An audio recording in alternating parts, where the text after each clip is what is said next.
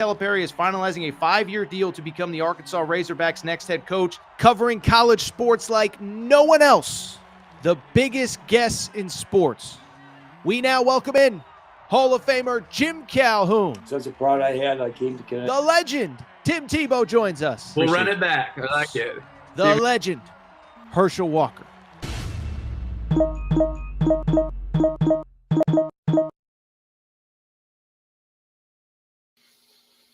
Welcome in, everybody. I'm going to keep going live here. It is a rare Wednesday night edition of the Air Tour Sports Podcast. Tripping over my own words, as you can see. Was not prepared to go live today, but I hope everybody's doing well. Hope everybody's having a great day. And we are going live because it may be May 1st. Some people may sleep in May, but the news keeps coming. I can't believe I tripped over my own words there. The news keeps coming, and we had to go live. I think tonight will be a little bit of a quicker show, a faster show, get directly to the point, get out of here, and we will have our normal Thursday night, Friday afternoon show tomorrow. So, today, why are we live? Well, it is because right after we went off air last night, Johnell Davis, the number one player, in my opinion, in the transfer portal, he committed to Arkansas, and so we were going to do some sort of reaction today. And then early on Wednesday, Koby Brea, best shooter in the portal, commits to Kentucky. Kriisa, out of nowhere, commits to Kentucky as well. And I just said, you know what? We got 3 big commitments. This roster building season is starting to come to an end. Let's just go ahead and go live really quickly. I don't know how many more big breaking day, kind of news days we're going to have like this. So just felt like a good day to go live. As I said, a little bit of a shorter show. And oh, by the way, we'll still do our normal Thursday night, Friday show. Before we get started, a couple quick announcements. First of all, if you have ordered Hope and Pope t-shirts, if you have ordered Big Pig Invasion t-shirts, good news. My t-shirt guy finally got back to me. I am going to pick them up tonight. They will be in the mail tomorrow or Friday by end of week, no doubt. So make sure if you order, just keep an eye on your email. You will get email confirmation. You will get tracking information, all of that. I appreciate your patience. Oh, by the way, we'll give you information on how you can get yours if you have not already. But the t-shirts are finally ready. They will go out today. I appreciate everybody's patience on that.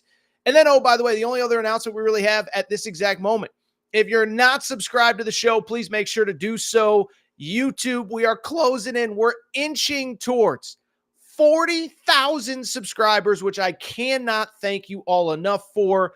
I said it to end Tuesday night's show, but April was a record-setting month. Cannot thank you all enough for your support, for your interest in what we do.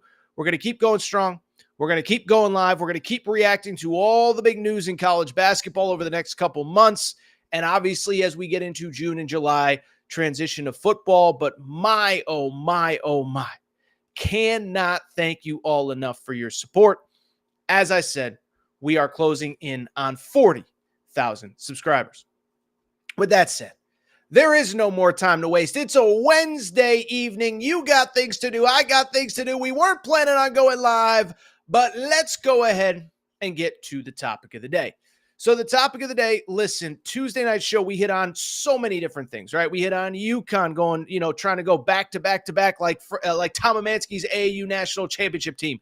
We talked about, 2 commitments for Kentucky. We talked about Jonas Adu at Arkansas. We covered so much ground, only for news to keep coming on Wednesday that I felt like we had to react to. And so let's start with Kentucky because, Mark Pope, he's basically running Noah's Ark at this point, right? Every time we come on air, there are 2 new commitments to react to. A few days ago, it was Lamont Butler and Otega Owa. On Tuesday night, it was Andrew Carr and also Brandon Garrison. And on Wednesday, we got 2 different commitments as Koby Brea, the sharpshooter from Dayton, he commits. And then in the stunner of all stunners, Kriisa commits as well. Let's start with Koby Brea. First of all, if you're watching, you know the background on this kid. He is a special player. He is a talented player. And he does one thing quite literally better than anybody in the portal, and frankly, pretty much anybody better than anyone in college basketball. That is that he shoots the lights out of the ball. Played at Dayton. He is going into his 5th year, shot 49.8% from 3. And as I've said a couple times on this show, it's not like he took 24 attempts on the season. This guy shot over 200 threes, 49.8%, the highest three-point percentage in all of college basketball for people that qualified. Now, there were some guys that just didn't get enough shots up, like a Reed Shepherd, to qualify. But Koby Brea, the best player at the shooting position, whatever. Not really a shooting guard, but certainly the best shooter in the portal. He ends up at Kentucky. Now, why I like this, first of all, fascinating recruitment and interesting recruitment. And I'll be blunt. I think if you followed the recruitment closely, probably not totally shocking, okay? At the end of the day, when you talk about this recruitment, this was the kid that came out with the all-time, probably craziest top 5 that I have ever seen. He got down a few weeks ago to Kentucky, UConn, Kansas, North Carolina, and also Duke. So maybe the craziest top 5 that I've ever seen. But beyond that, as time started going on, there started to kind of not be a lot of great options for him. North Carolina has RJ Davis come back. Kansas has Rylan Griffin come back. UConn takes Aiden Mahaney's commitment. And so I just bring it up to very simply say that as time went on, everything started trending to Kentucky. And in the end, this kid ends up a Kentucky Wildcat. And what a get that he is. And I think, frankly, an important get as well. Why do I think he was an important get? The reason is pretty simple, and I think most people listening that care about Kentucky basketball probably know the answer. The bottom line is, look, I love what Mark Pope and his staff, by the way, let's take a moment. I've been giving so much credit to Mark Pope on social media, and I think a lot of people have, but let's give credit to that staff. Cody Feger, Jason Hart, Alvin Brooks III are putting in work, okay? So credit to Mark Pope. Credit to his staff, but why I like this commitment and frankly, why I think this commitment is so important, it's pretty straightforward. It is because Koby Brea fills a very important need for Kentucky and really a spot of need with his ability to put the ball in the basket. When you look at the guys that Kentucky has taken so far this portal cycle since Mark Pope took over, okay? So you had Amari Williams, elite defensive rim protector, not real. He's a scorer, but it's all within 5 feet of the basket. You have Lamont Butler, who I believe is going to be a better scorer than people realize. But Lamont Butler is not a guy that even wants to score 20 points a game. He wants to, in a perfect world, get 14 to 15, get 5.5 assists, get his teammates involved, play lockdown defense, whatever. So you have 2 great defenders, one of which I think is a little bit more capable offensively. But Otega Owa, good scorer. I wouldn't call him an elite bucket getter. Brandon Garrison, the player who committed on Tuesday, I would not call an elite offensive player. I think he may get there someday, but he's certainly not there yet. And so I just bring it up because outside of Andrew Carr, who I do think is a better scorer than people realize, you just don't probably have enough scoring at this point, and that is what Koby Brea brings. 11 points per game, 49.8% three-point shooting.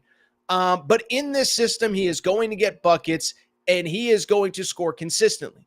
By the way, worth noting, some of his biggest games for Koby Brea, because I see this a lot. Well, can he do it in the SEC? Well, first of all, let's just put my opinion aside. If Duke thinks you're good enough and Kansas thinks you're good enough and Carolina thinks you're good enough and UConn thinks you're good enough, I don't know what else to tell you other than you're good enough. But 2, I just think that this guy was needed for offensive reasons. And just really, I just think he is a guy that is going to bring so much to Kentucky and be able to step in right away and do it.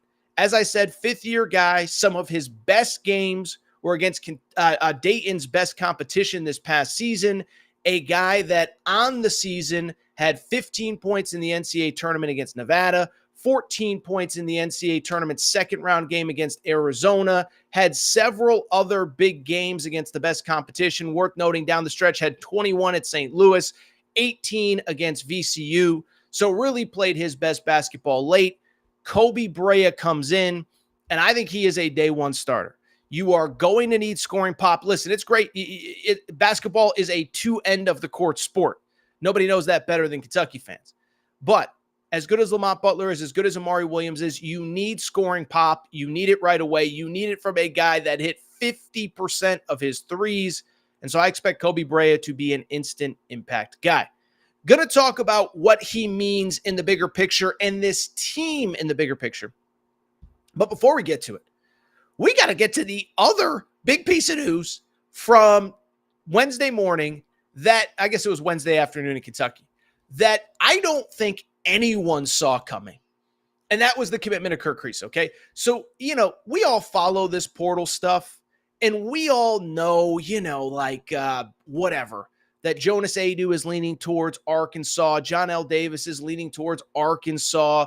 Koby Brea is leaning towards Kentucky. Amari Williams is leaning towards Kentucky. Whatever. Fill in the blank. Rylan Griffin's going to go to Kansas eventually, et cetera, et cetera. What I can say is that maybe somebody saw Kerr Kriisa coming. Maybe somebody called it out. Maybe somebody had this before everybody else did. I am here to tell you, I did not see this coming. I don't know anyone who saw this coming.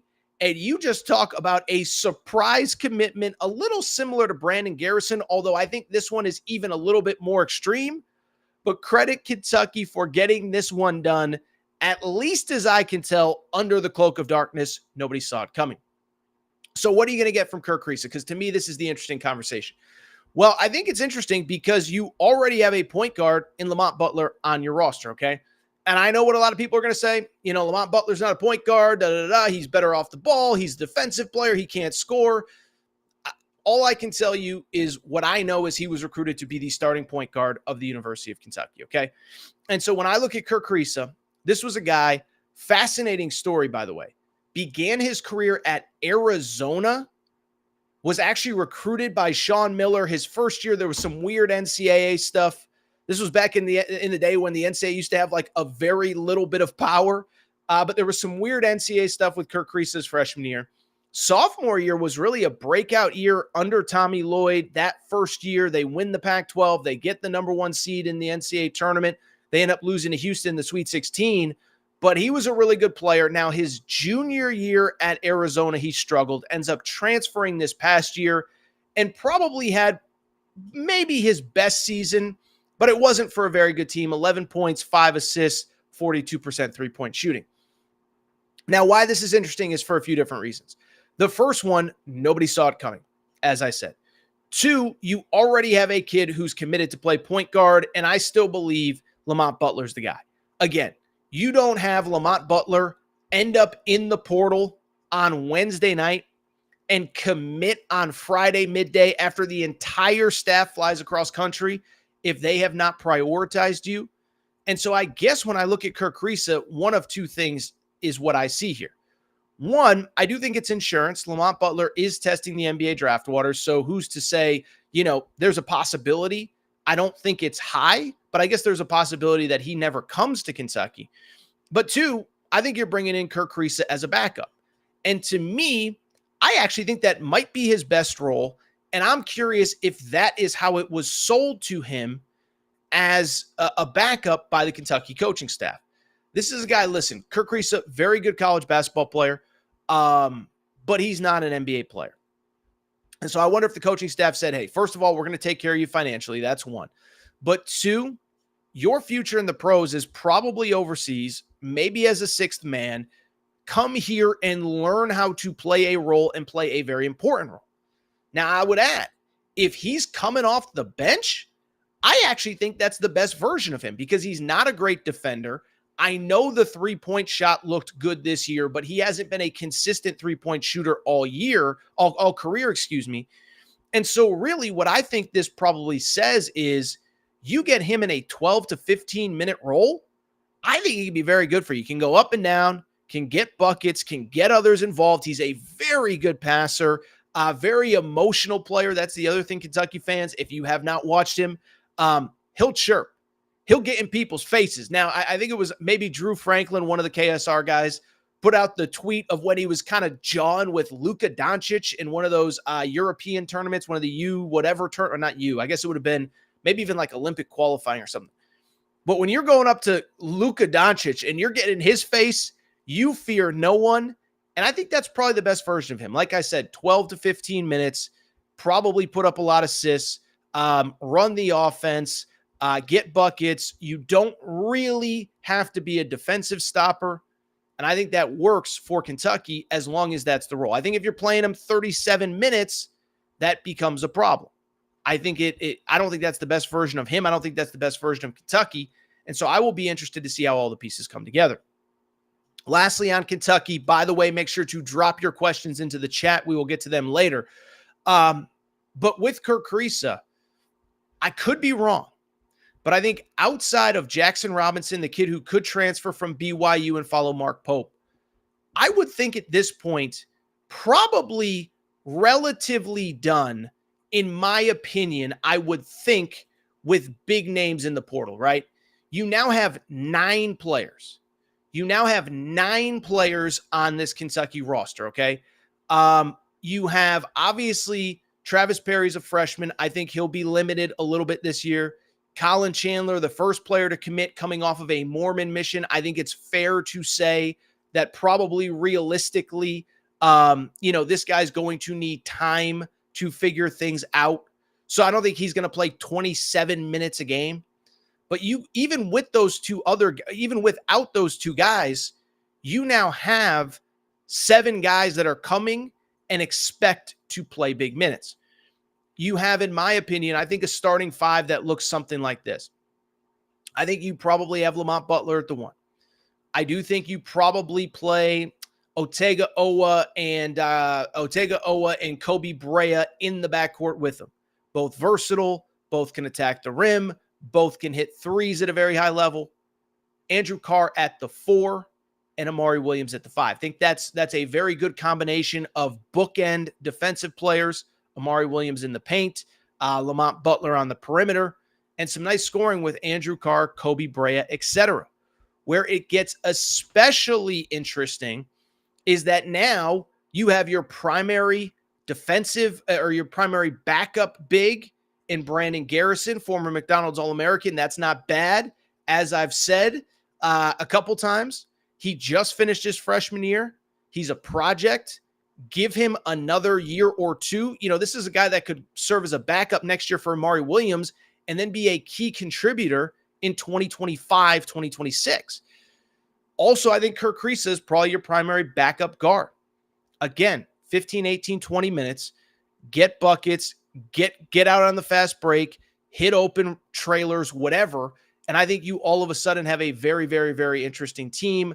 Like I said, I don't think at this point, outside of Jackson Robinson, who did play for Mark Pope, I don't think you're going to see super marquee players because there's just not a lot of spots to go around. Now, maybe a TJ Bamba from Villanova, he would play that 6th, 7th man type role, that secondary guard, although I think he could be a starter. He's a really good player. Maybe Wooga Poplar, who, of course, played at Miami. But to me, that means you're done. 2 quick additional thoughts before we take a quick break, come back and talk Johnell Davis.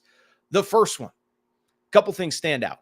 1, Kentucky fans, you have been telling me and you have been telling anyone who will listen for years that you want to get older in college basketball. And after everything that's happened the last couple of years, I can't blame you. This past year, you have Reed Shepherd, you have Rob Dillingham. They don't show up in the tournament, whatever. Well, I bring it up because people, you certainly got your wish, okay?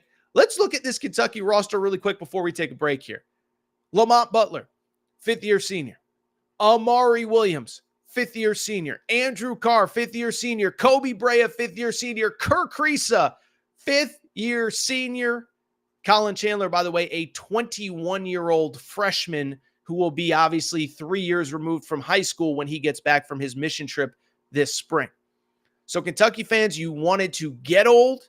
You are old. As a matter of fact, you'll be one of the oldest teams in college basketball. And I'll say selfishly, from my perspective, this is kind of good because I know you're going to have scholarships to fill next spring when the portal opens again. Now, I think Mark Pope's going to probably sign 3-ish high school players, probably 1 to 2 elite type players, and then 1 to 2 developmental type players. So it won't be 13 open scholarships like it was this year. But again, selfishly, it's very clear that Kentucky will be an active team in the portal going forward. The other thing, let's go ahead and just give Mark Pope and his staff, as I just said, a little bit of credit. Because again, what was the talking point?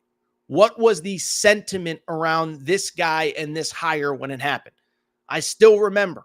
I didn't go live the night that Mark Pope got hired. I'm glad that I didn't. We had just finished a live show when he got hired, and it was chaos on the social media streets, okay?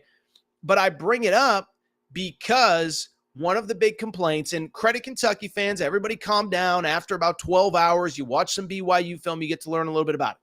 But the big question was, can he recruit at this level? Now, to me, obviously, look, you still need elite talent. You still need elite freshmen. I don't think you go with 4 or 5 like you have in the past, but I do think 1 or 2 every year, ideally, is going to be a factor going forward. So we'll see if Mark Pope can close on those guys. Now, my hunch is with the history of Jason Hart and Alvin Brooks III, you're going to be okay. But it just cracks me up because what was the big thing? Well, can he recruit at this level? And it's like, I know what everyone's going to say. Well, they're mid-major guys. They're this, they're that. Let's just take a step back and talk this through, okay? You look at the guys on this roster. Amari Williams, everybody wanted this guy. Chose Kentucky and Mark Pope over Rick Pitino and St. John's. If Rick Pitino wants you, you're pretty good. Lamont Butler, Duke wanted him. Washington and that new coaching staff wanted him. Several Big 12 schools wanted him. I can tell you there are 2 really good Big 12 schools that were hot after Lamont Butler, and basically they ran out of they didn't have enough scholarships. They were hoping he'd enter the portal. He didn't enter the portal, and I'm just bringing it up because there were some big-time programs that were hoping he'd get in, and they filled their spots before he even got in the portal. Koby Brea, wanted by North Carolina, wanted by Duke, wanted by Kansas, wanted by UConn. So credit to Mark Pope. But everyone told me, oh, this guy can't recruit. He stinks. He can't recruit. Well, I said, listen, BYU's a different beast. I think I said it on that first show with Pope when he was hired. I said, listen, I don't think there's a school in America that has a smaller pool of guys that you can actually recruit and that actually want to come play for you than BYU. It's no disrespect, but we know about the religious aspect. We know how hard it is, what the honor code is like, what it limits you from doing. And so I said, like, there's just not a lot of guys that want to sacrifice that at 18 years old going into college. I know that I would not have. And so credit Mark Pope, man. In about 3 weeks, he has proven that he can recruit at the highest level. Everybody drop in your questions. We're going to come back. We're going to answer some questions, but we're also going to hit on the other big news of the last 24 hours. Johnell Davis, arguably the best player in the transfer portal, is he's headed to Fayetteville. We're going to take a quick break, talk Johnell Davis. Drop in your questions. We will be right back. Before we do, many of you ask me all the time, Torres, what can I do to help support the show? You give me hours and hours and hours of content every single week. What can I do to help you? Well, I'll tell you what, do me a quick favor. Check out the Aaron Torres Media merchandise store for all of your team-specific shirts, hats, and more, all available at aarontorresonline.com/merchandise. A lot of you wondering, Torres, what can I get in that merch store? Well, first of all, we got our brand new Hope and Pope Kentucky basketball t-shirts. That's right. Mark Pope has arrived. He is here to save the day.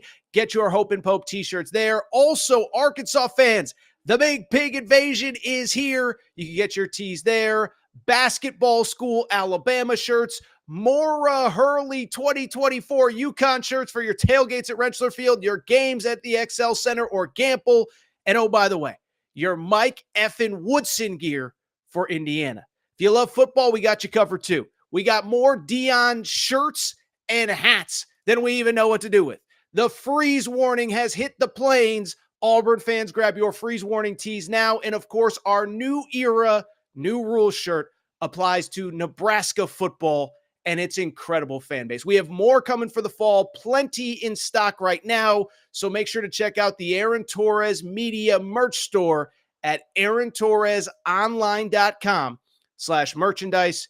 And you can always hit me up with any questions Aaron Torres podcast questions at gmail.com. All right, everybody. I'm back. Good to be back. First of all, if you missed the announcement to start the show, we'll be picking up our t-shirts today. So if you ordered the Hope and Pope, if you ordered the Big Pig Invasion shirt, they will be in the mail by the end of this week. Appreciate everybody's patience. And once they go in the mail, you will get a confirmation email with all the details. So, t-shirts are good. But that's it. Do want to go ahead, do want to switch gears, and do want to talk about the other big news that has popped in college hoops since about 8 p.m. Eastern, probably on Tuesday night. That is because we have a little bit of a new tradition here on the Aaron Torres Pod and Aaron Torres Pod YouTube. By the way, make sure to also drop your comments below. But we have a new tradition here on the show, and that is this. It is the second that we put away our equipment for the night and call it a night after going live. Something big happens in Fayetteville. Okay, Monday night, running errands, had recorded some stuff, had it up on YouTube. Boom. Jonas Adu is an Arkansas Razorback. Tuesday night, we do a full live show. Johnell Davis, everybody knows it's coming. I was told it wasn't going to be announced until Wednesday. Not going to criticize another media member, but Jeff could maybe jump the gun a little bit with his breaking Johnell Davis expected. Expected isn't really a report, neither here nor there. I like Jeff, whatever. Bring it up because the second I put down the equipment for the night, Johnell Davis officially becomes an Arkansas Razorback. Want to go ahead and talk about it, but the good news, Arkansas, is this. Every night, put down the equipment, something big happens for your team, so who knows? Maybe DJ Wagner comes tonight. Maybe somebody else comes tonight. Maybe somebody flips to Arkansas. I don't know, but there's got to be good news coming because we're about to be done here from this show in a little bit. Let's get into it, though. Let's talk about it. And this is big, okay? As a matter of fact, I think I undersold. I was like, oh, yeah, by the way, Johnell Davis committed on Tuesday night. Let me step back, deep breath, and restate this.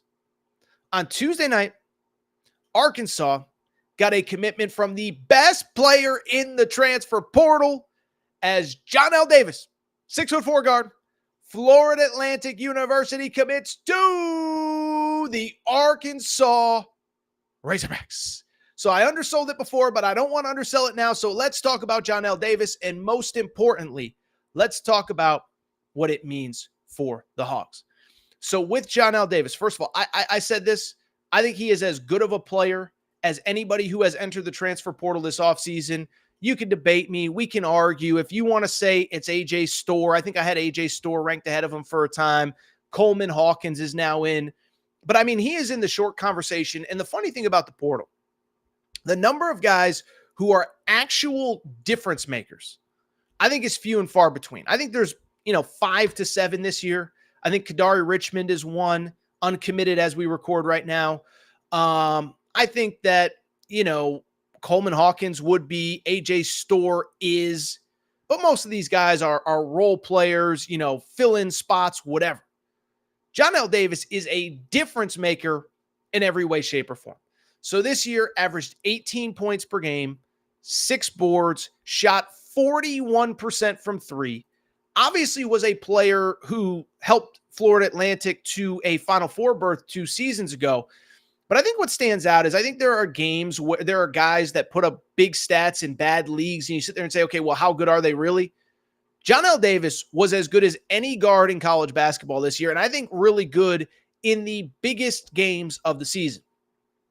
College of Charleston, a team that made the NCAA tournament. He had 24 points, played Illinois. He had 19 points, 7 of 12 shooting from the field, super efficient. Arizona has like 7 guys that are going to play in the NBA. He had 35 points. He was the best player on the floor. He had 30 points against UAB, an NCAA tournament team. He had 28 points against North Texas, 24 points against Tulsa, 20 points against South Florida, 20 points against Memphis, 29 points against North Texas. Oh, by the way, in the conference tournament, 18 points, 19 points. In the NCAA tournament, lost to Northwestern, 18 points. So he has done it on the biggest stages, the best moments in college basketball.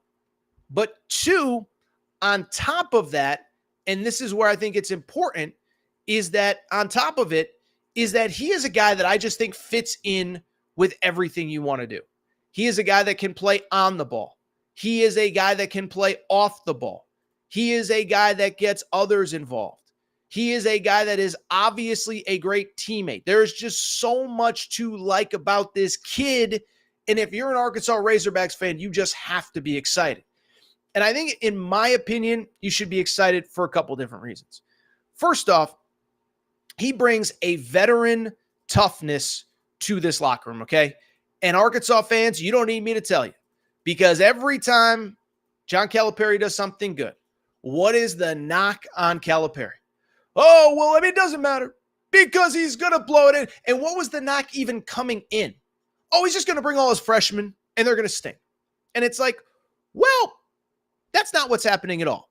And I will say, and we've talked about this a lot, but I think Calipari, the break from Kentucky was the best thing for Kentucky. Also think it was the best thing for Calipari. Start over. You don't only have to be the one and done guy. Now, you have the cachet of having coached Jamal Murray and Anthony Davis and Devin Booker and Tyrese Maxey and John Wall and DeMarcus Cousins, Derrick Rose, even back to the Memphis days. But you can also be the guy now. You can still recruit the best of the best in high school, but you don't have to take 6-7 freshmen every year. And instead, you can take the guys you want and surround them with high-level veteran players. I think that's a mistake Calipari has made in the past. It's something that he said, even had he stayed at Kentucky, he was going to fix. And by the way, I'm just going to say it, and if I get crushed by Kentucky fans, I don't care. So a lot of what happened over the last couple off seasons is on Calipari, no doubt. But I also know for a fact that he went pretty hard after some of these portal guys the last couple years, specifically last year. And the school, frankly, just at that point, did not have the financial resources to compete for the best players in the portal. That's not my opinion. That's a fact. Now, is some of it booster stuff? They didn't want to give money to Calipari? Maybe. But also, Mitch Barnhart, the AD, was behind the 8 ball on NIL. That's why Kentucky announced a collective the day of the NCAA tournament. It's why when they brought in Mark Pope, it was such a priority. John Calipari was going into those meetings last year, and he was behind the 8 ball. He just didn't have the money needed to compete for the best transfer players. Well, now he does, and look at what happened. Johnell Davis, Jonas Adu, two guys that are going to come in, and this is so important for this Arkansas locker room because all these freshmen, they're all good. Boogie Fland's an NBA player. Carter Knox is an NBA player. Billy Richmond, I think, can get there. But at the same time, all these freshmen, it doesn't matter how good they are. They need older guys around them to kind of show them the way, to kind of show them the ropes. I don't care how good the freshman is. Every freshman comes into college basketball thinking they're better than they are. And every freshman, there is an adjustment period, and every freshman needs those veterans. You go back to last year at Kentucky. Everybody wants to talk about Reed Sheppard, Rob Dillingham.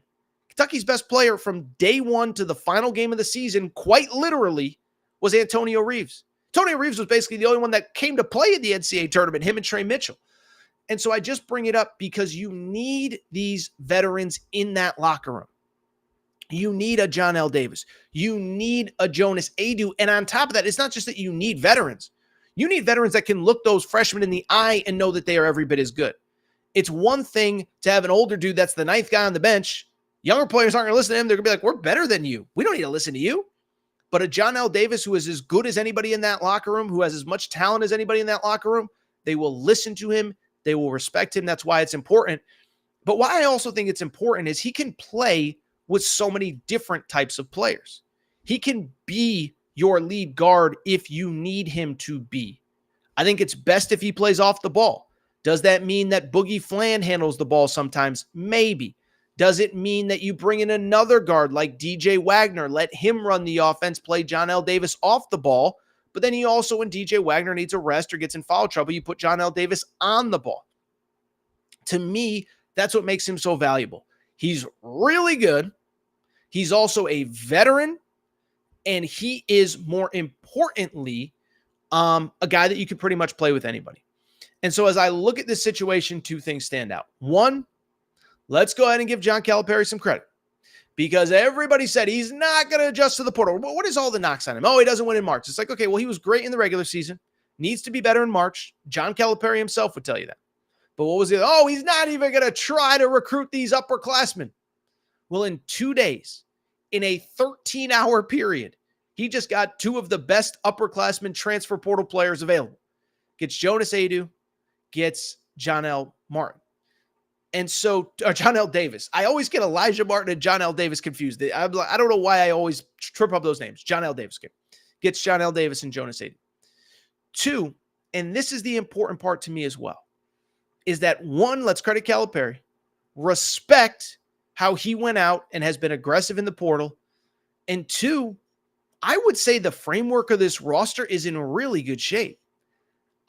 You need bodies, you need role players, but it's not like you're scrambling. And by the way, most schools aren't at this point, but you're not scrambling to find impact players. Johnell Davis. Johnell Davis is an impact player. I don't know why I keep saying Johnell Martin. Johnell Davis is an impact player. Jonas Aidoo is an impact player. Boogie Fland is an impact player. Carter Knox is an impact player. So now what do you need behind him? Do think you probably need another big. I've been on the record saying I do think you can play Big Z and Jonas Aidoo together. I don't think that's a perfect pairing. So I think you probably want a more traditional 4. Norchad O'Meara is still available from Miami. Really good player. Maybe that's a guy you go after. I know St. John's feels like they're in pretty good shape with him. I think you go after another playmaker with the ball, a ball handler like a DJ Wagner. That way, Johnell Davis, not Johnell Martin, Johnell Davis doesn't have to play on the ball all the time. I don't think you want him in a position where he's got to run the offense, set other people up, and set himself up. So to me, you probably want another ball handler, a 4, and then you just fill out with depth pieces, right? I mean, we just talked about this with Kentucky. Kentucky has 9 guys on scholarship. I think they take maybe one more impact player, and then it's really just about filling out with depth. Well, with Arkansas, to me, it's kind of the same. You have right now 6 really good players, the 3 transfers if you include Big Z, and then also the 3 freshmen who are really good as well. So you add maybe a DJ Wagner, that's 7, maybe a shooter, that's 8, another big, that's 9. All of a sudden, you're good to go. Now you want, probably 2 to 3 more scholarship players after that because you got to be able to play 5-on-5 in practice. But I love this, and I love it because Johnell Davis is not only really good, but also because he is so versatile in how you can use him. And I also give John Calipari so much credit.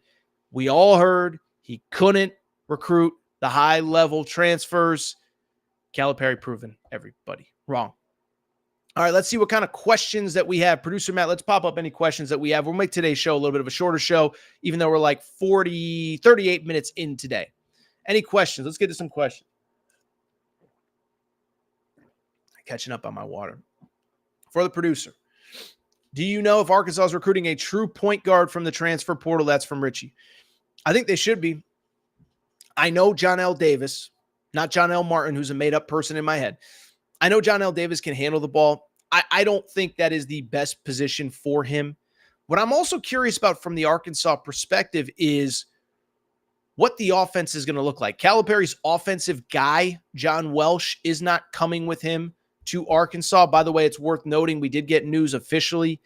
Chin Coleman and Chuck Martin, 2 assistant coaches from Kentucky, were officially announced by the Arkansas administration on Wednesday night. That's not surprising. Chin Coleman has been John Calipari's right-hand man every step of the way since he got to Arkansas, so that's not surprising. Neither is it with Chuck Martin. So, yeah, I think you need a more traditional point guard. I actually think DJ Wagner would play very well together with Johnell Martin. You'd be a little bit small in the backcourt. Boogie Fland, by the way, you'd be a little bit small in the backcourt. But listen, you got 2 erasers at the rim in Jonas Aidoo and Big Z. Doesn't hurt as much, but great question from Richie. Yes, I do think Arkansas is probably going to go after one more big. Davis have a chance of going pro? I think that's a great question by Derek Brown. So Derek Brown asked, does Johnell Davis have a chance to go pro? So first off, the answer is yes. And I think that's something, and I include myself in this. I think we all have to be conscious of that as we talk about all these teams. We're excited about all these teams, but it's under the assumption that these guys are going to come back. Now, what I will say, I don't think most of these guys would be taking visits and committing if they weren't probably leaning towards coming back. I'll give you an example. Coleman Hawkins, player from Illinois, enters the transfer portal on Tuesday night. I don't expect him to take any visits until the NBA draft process is over. Grant Nelson last year, who played at Alabama or who played at North Dakota State, didn't even take visits, didn't even start a recruitment until the NBA draft process was over. He basically said, dude, I'm not going to go through the whole song and dance, commit, get the graphic made, whatever, if I'm not playing college basketball. So the fact that Johnell Davis has committed to Arkansas, the fact that Amari Williams has committed to Kentucky while being part of the NBA draft process, Lamont Butler, obviously the same. My assumption is those guys are probably coming back to college. But Johnell Davis, listen, I do think there is a world where if he crushes in workouts and he feels like he's comfortable with his pick, then we'll see what happens. And there's possibility he could go pro. The other thing to consider, this is the NIL world now. And Jeff Goodman put out a report that he believes the number is around $1 million. That's a 1 with 6 zeros behind it. And if that's the case, that's a lot of money. That's more money than he will make as a professional, as a second-round pick next year. And oh, by the way, I think the Arkansas system is going to put him in position to succeed. So to answer your question, yes, there is a possibility. No, I do not believe it will happen. For the producer from KC, tells me I'm the baddest MFer. Here, Casey says, I don't think recruiting is going to be an issue because of the coaching staff. Additionally, I do think Pope has constructed the roster well in terms of defense before offense. Casey, you told me I'm the baddest MFer that's ever hosted a College Hoops podcast. Casey, that's the baddest MF in question we've gotten in a while. No disrespect to the other questions. So one, recruiting is not going to be an issue. And it's funny. I remember saying this with Kalen DeBoer when he got hired at Alabama as the football coach. He can't recruit in the SEC. Well, who is the only guy that came with Kalen DeBoer from Washington on the plane at his introductory press conference? It was a guy named Courtney Morgan, who was his player personnel guy at Washington. He comes to Alabama and he becomes the player personnel guy at Alabama. Oh, by the way, Kalen DeBoer, a week later, goes out and hires the next best player personnel guy available, Aaron something. I can't remember the last name. It's not Torres. It's not Rogers. But Aaron Hodges, I think was his name. And Kalen DeBoer is crushing it in recruiting now. And Mark Pope's a smart man.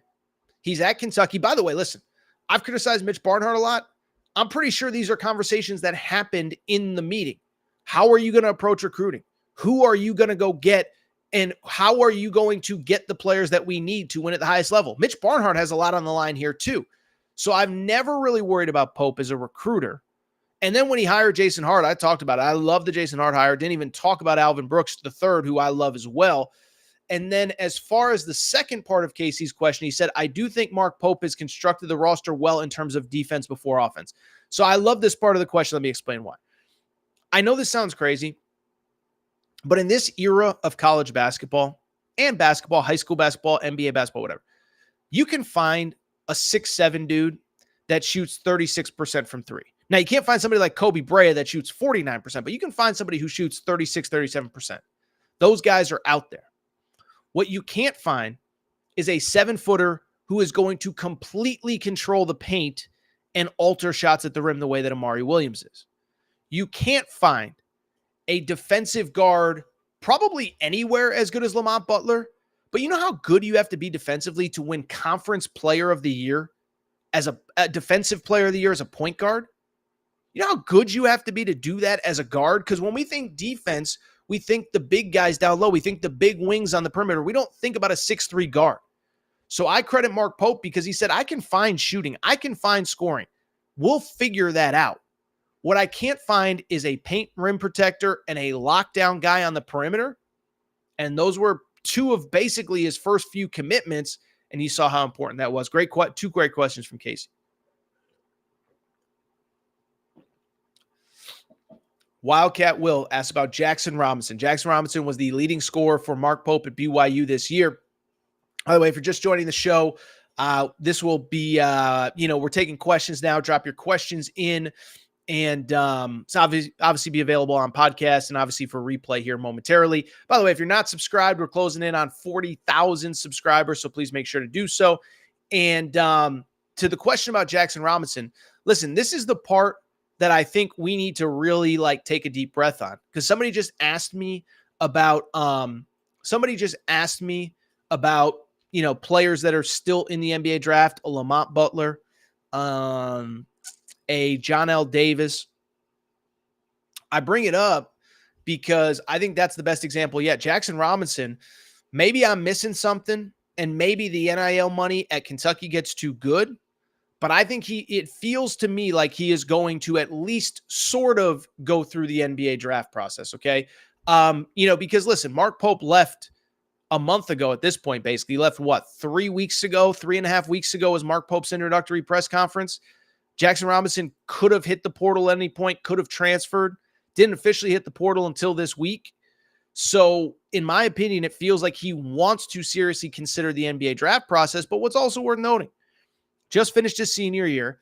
I haven't seen him on any draft boards. Now, I will readily admit that I have not looked super, super closely. But I just bring it up because I don't think he's like a first-round pick. And if he's not a first-round pick, the money to come back is going to be better at Kentucky. So I would say maybe I'm wrong, because Cody Pfluger is putting out boom gifts left and right. I don't think it's on the horizon, and I think he's going to go through this draft process as best as he can. See what else. Anything else? Have you heard anything about Joe Johnson joining John Calipari's staff? There are rumors about it here in Arkansas. I have heard that Joe Johnson is going to be part of that staff. So we know Chin Coleman and Chuck Martin got officially announced today.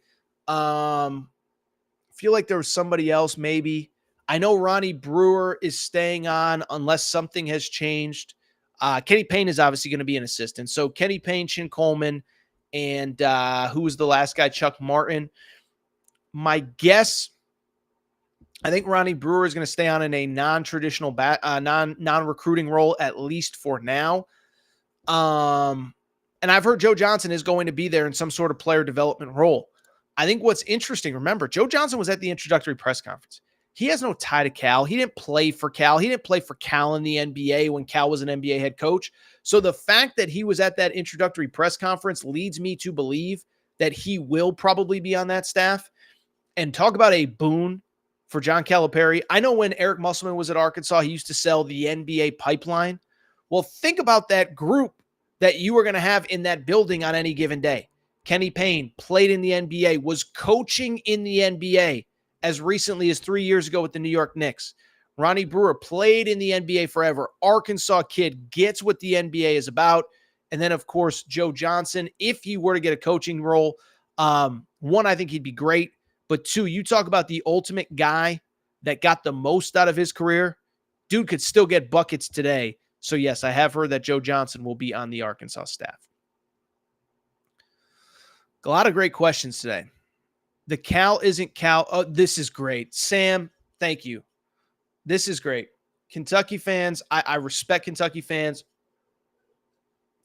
We still have a lot in the chat. Sam says, the Cal isn't Cal without UK narrative is dumb. BBN acts like the man didn't go to Final Fours and a natty before going there. It's delusional at best. Laughing emoji, shoulder shrug emoji. So I respect both fan bases. I cover everything. I don't have any personal beef with any fan base except maybe Purdue. That's another question. They mostly just threatened me on many occasions. But I only bring it up because it has been weird, the Kentucky fan base saying out of their mouth on one side, we don't care about Calipari, while on the other side basically saying like, well, it's not going to work and he's overrated, he's this and he's that. And I think this was an interesting one because when Jaden Quaintance did not go follow Calipari to Arkansas, I saw a lot of this. I even quoted one of these tweets of like, well, I mean, this proves that Lexington isn't Fayetteville, and this proves that Arkansas isn't Kentucky. And it's like, I obviously think Kentucky's going to be in great shape with Mark Pope. I'm not worried about them. But I think it actually says a lot about Cal. I mean, if let's say John Shire left Duke today for Wake Forest, I don't think three McDonald's All-American caliber players are following John Shire to Wake Forest. Like, I don't. I think Duke is the bigger brand there, bigger than John Shire.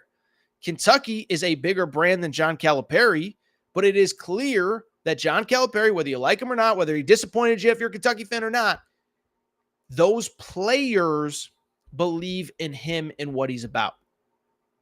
And so, yes, a great question by Sam. Great comment by Sam. The Cal isn't Cal without UK narrative is dumb. I totally agree 100%. Cal's a huge brand. There's no doubt about it. So is Kentucky. I've said it a million times. I think both are going to be fine. See if we get one or two more. For the producer from Casey, the staff engaging on social media has been made UK fans feel rejuvenated. Additionally, I don't understand why today someone like John Rothstein didn't have us in the top 25. Well, Casey, guess what? You're in luck. I actually spent most of Wednesday afternoon updating my way too early top 25. And if we don't have any crazy news, if Jackson Robinson doesn't commit, if, DJ Wagner doesn't commit tomorrow, I am going to put out my too early top 25 because the number one question that I get from Kentucky fans is, are we in your top 25? How high are we? And then I get from Arkansas fans, are we in your top 25? How high are we?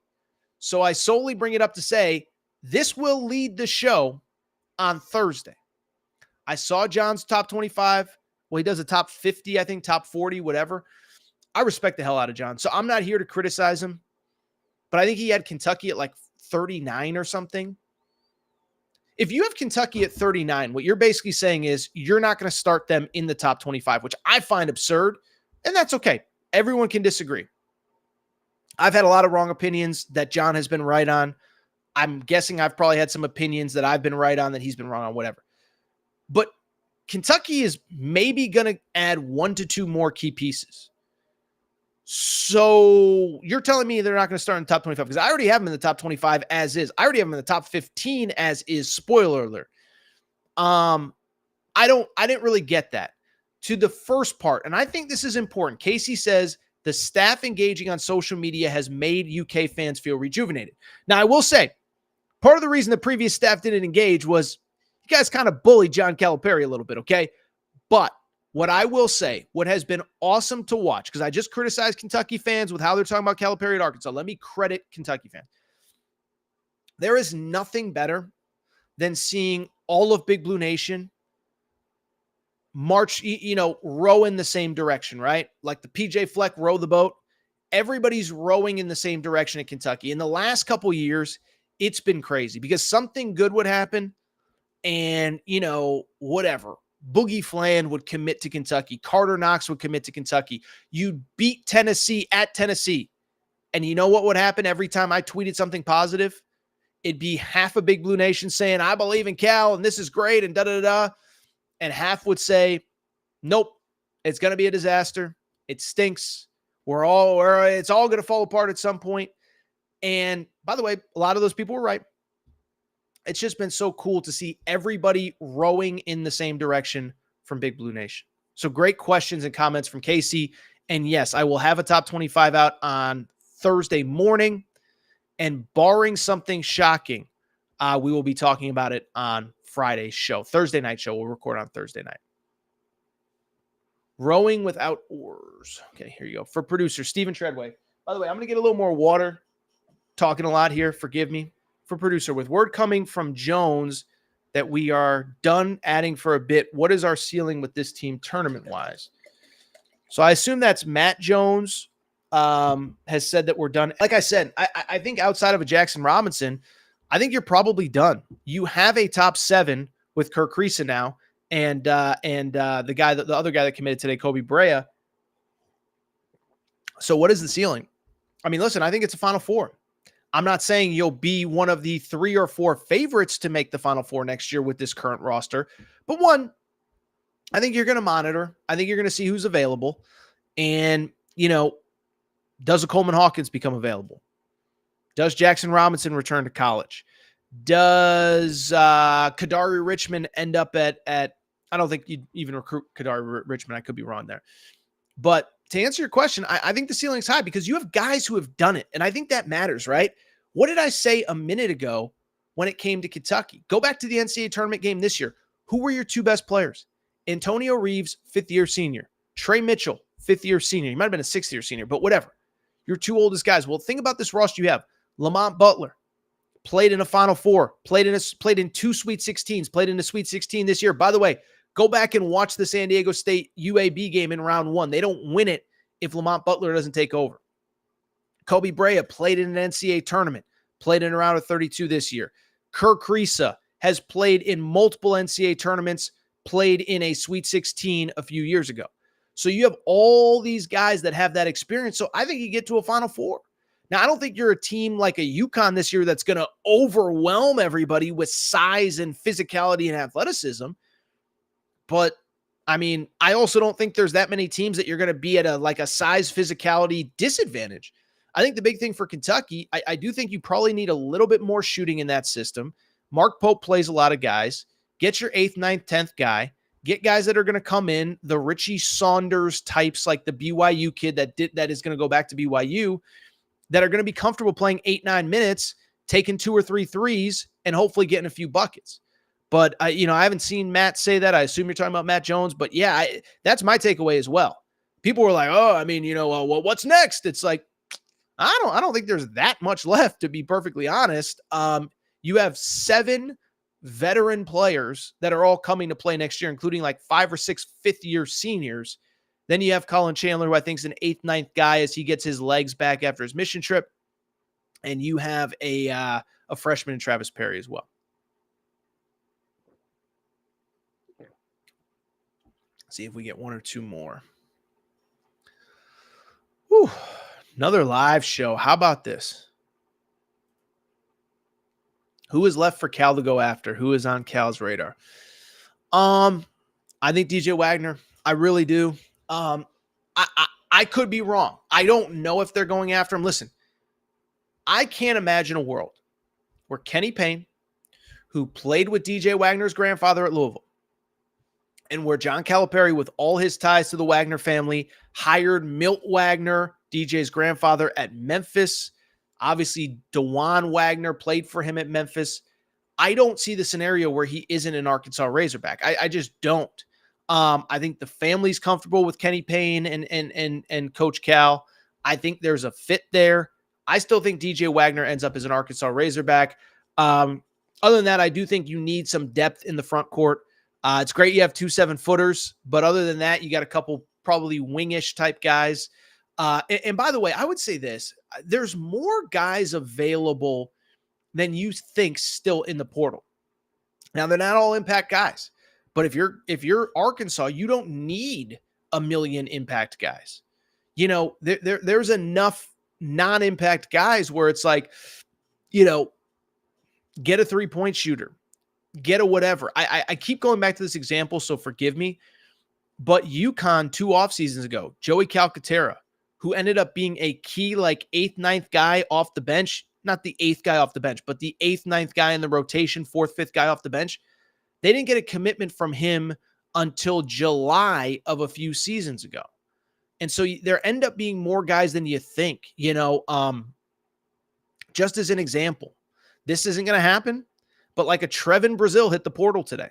Somebody's probably going to get that guy on June 11th or May 19th or something like that. So the idea that there aren't still valuable pieces available, I just don't buy it. I do think Arkansas probably still needs about 3. They need probably 5 guys total, but you really need about 3 guys that you can feel pretty comfortable playing. You got 6 right now. I definitely think you need another big. Definitely think you need another ball handler and at least 1 more 3-point shooter. Now, in a perfect world, everybody could do all that. DJ could, point guard if it's DJ Wagner. Maybe the 3-point percentage increases. Maybe the 4-man can step out and hit threes. But I still think there's some players available.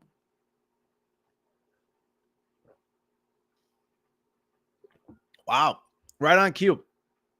Uncle Frank, Trevon Brazile hit the portal. What's his status? If he returns and rides with Musk to SC, Does it make it easier for DJ Wagner, who just visited Arkansas, signed Johnell Davis? A lot going on there, Uncle Frank. Yeah. So Trevon Brazile, as I said, hit the portal. I know Calipari in Kentucky recruited him when he went into the portal a few years ago. I don't see, and when he was at Kentucky, obviously this was Calipari was at Kentucky. I don't see him being a fit with this Arkansas team because he's too much like Jonas Adu and he's too much like Big Z. And so even if Cal wants him, from Brazile's perspective, am I going to come back and be the third big guy that has the same size and the same skill set? I don't see that. SC kind of makes a little bit of sense. I just don't know the relationship with Coach Muss. He obviously played for Coach Muss for 2 years. So I'll be curious there. I don't have a great feel for what Trevon Brazile will do. I think the portal entry is probably more to protect himself than anything else, but he is still in there. DJ Wagner, we've talked about quite a bit. So I still think he's the guy that makes sense. We got a lot of questions, man. You guys are rocking tonight on a Wednesday night. See what other questions we got. By the way, my t-shirt guy can't have me until 7 Pacific. So that's about 3 hours from now. So I got nothing but time for your questions. So let's rock and roll. What else do we got? Let's see what else we got. Just saw another good one. Let's see here. TikTok news tomorrow. Yes, Trevon Brazile has hit the portal. Is Williams going back in the portal? Let's see here. What else we got? A lot of good. I just saw something. You know what? I think that's it. I think we'll get out of here on this note. I think we'll get out of here. By the way, drop some thoughts. On here if you have any other questions. But if you're not subscribed to the show, please make sure to do so. We are about to hit 40K subscribers on YouTube. So if you're not subscribed to the show, please make sure to do so. Apple, Spotify, Amazon Music, Google Music, wherever you listen to podcasts, make sure to subscribe. Also, make sure to rate and review the show. Go ahead, give us a quick 5 stars. Let us know what you like, what you don't like, all that good stuff. Make sure you're following on social media at Aaron_Torres on Twitter, at Aaron Torres Pod on Instagram, Aaron Torres Podcast Questions at gmail.com, Aaron Torres Podcast Questions at gmail.com. By the way, Austin asks, who's my pick in Nuggets versus T-Wolves? We don't talk NBA on this show. I'll say this. I talk crap a lot about the NBA. Let me say this. I am fascinated by that series. I love Anthony Edwards. I love the way that the Denver Nuggets are built. They're so good. I think the T-Wolves give them a little bit of problems. I really do. There's not many teams that have the size across the board of what Denver has with Jokic and Michael Porter Jr. and Aaron Gordon. Denver is one of them. So maybe we do some NBA. I don't know what we're going to be talking about now that everything's starting to slow down. But we will be back on Thursday night. If you're not subscribed, make sure to do so. If you're not subscribed on YouTube, make sure that you are following on YouTube. Put on those notifications. And I'll tell you what, I do think we're going to go ahead and get out of here. I'll be back Thursday night. We are going to do a Thursday night, Friday show. So make sure that you are subscribed. We'll probably talk about an updated top 25, all that good stuff. Think that's all for tonight's show. We'll be back on Thursday. Appreciate your support. See you soon. Shout out to Torrent Craig. Shout out to Rachel, who hates my voice. Shout out to JJ Reddick, you F-head. Unblock me, bro. I will be back Thursday night. Aaron Torres.